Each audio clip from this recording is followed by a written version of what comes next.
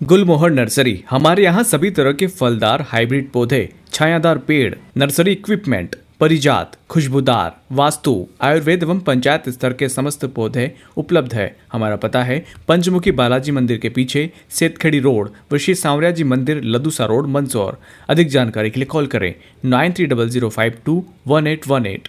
मंदसौर जिले के बाबुल्दा में एक नाबालिग बेटे का प्रेमिका के प्रति अंधे प्यार की अजब कहानी देखने को मिली। भानपुरा थाना प्रभारी रमेश चंद्र डांगी द्वारा बताया कि क्षेत्र के ग्राम बाबुल्दा में जहां नाबालिग बेटे ने अपने प्रेम प्रसंग के चलते अपनी ही मां की लगभग 15 से 20 लाख रुपए के सोने चांदी के जेवर पर हाथ साफ कर दिया और ज्वेलरी डिब्बे में पैक कर अपने प्रेमिका को थमाकर मां को इलाज हेतु दिल्ली ले गया।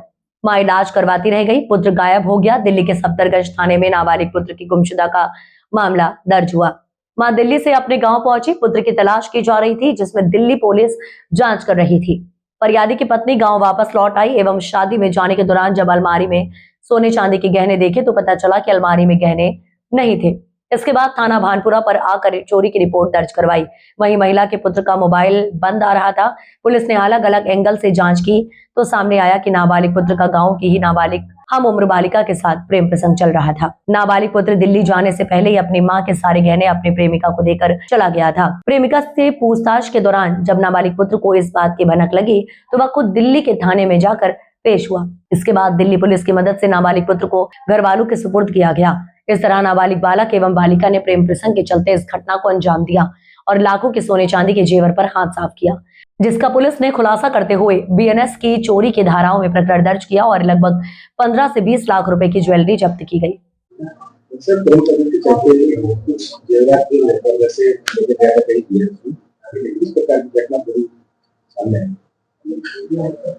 देखिए, थाना भानपुरा में पिछले दिनों ग्राम बाबुल्दा के एक फरियादी द्वारा घर से ज्वेलरी चोरी होने की रिपोर्ट दर्ज कराई थी और उस पर हमने पुलिस ने मुकदमा दर्ज करके विवेचना में लिया था।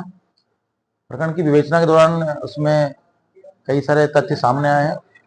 पहले तो सबसे पहले ये था कि फरियादी के पत्नी अपना इलाज कराने बेटे के साथ में दिल्ली गई थी पिछले 20 अप्रैल को और वो उसका नाबालिग बच्चा साथ में गया था। इलाज कराने के दौरान एम्स दिल्ली गए थे। इलाज के बाद वो वहां से दिल्ली से उसका बालक बिना बताए कहीं चला गया था। उस परिवार द्वारा दिल्ली के सफदरजंग थाने में बच्चे गुमने की शिकायत करी थी। वहां पे उसकी प्रकरण दर्ज किया गया था। उसकी जांच दिल्ली पुलिस कर रही थी। जब उसकी बच्चे की माँ यहाँ आ गई अपने गांव में तो उसको एक शादी के फंक्शन में जाना था। बाद में अपने अलमारी में उसने अपने ज्वेलरी देखी तो वो नहीं मिली। तत्पश्चात उसने अपने पति को बता करके अपना मामला दर्ज कराया। जब उसमें जांच में पाया गया कि जो नाबालिग लड़का था वो दिल्ली से गायब हो गया और उसके मोबाइल फोन भी बंद आ रहे थे। उसमें और अन्य तथ्यों पर जांच करते पुलिस को उस नाबालिग बच्चे के प्रेम प्रसंग का मामला सामने आया। वो अपने गांव की एक नाबालिग बच्ची जो उसकी एक हमउम्र लड़की थी उससे प्रेम करता था। वो यहाँ से दिल्ली जाने के पहले ही अपनी माँ की पूरी ज्वेलरी अलमारी से निकालकर उस प्रेमिका को देके अपनी माँ के साथ चला गया था। जब पुलिस ने सभी तथ्यों पर जांच करते पता चला कि वो ज्वेलरी उस नाबालिग प्रेमिका के पास है तो उससे पूछताछ करके उसको रिकवर किया है। और जैसे ही उस बच्ची से पुलिस ने संपर्क किया, प्रेमिका ने के माध्यम से सूत्रों के माध्यम से उस लड़के को मालूम पड़ गया। वैसे ही दिल्ली में जाकर के उस नाबालिग लड़के ने वहां पर दिल्ली पुलिस के सामने पेश हो गया। दिल्ली पुलिस की सूचना पर परिवार ने उस बालक को सकुशल घर लेकर आए। पुलिस ने हमने उससे भी पूछताछ की है तो सब तथ्यों से स्पष्ट हुआ है कि वो बालक उस बालिका से प्रेम करता था। दोनों शादी करना चाहते थे और शादी के लिए उसने ज्वेलरी अपने घर से निकाल करके उस प्रेमिका को दी थी। ज्वेलरी उसकी माँ की ज्वेलरी, चूड़ियाँ, मंगलसूत्र, कान के टॉप्स, पाइजेब, बिछिया, इस तरह से करीब 15-20 लाख रुपए की ज्वेलरी थी जो गोल्ड और सिल्वर की थी।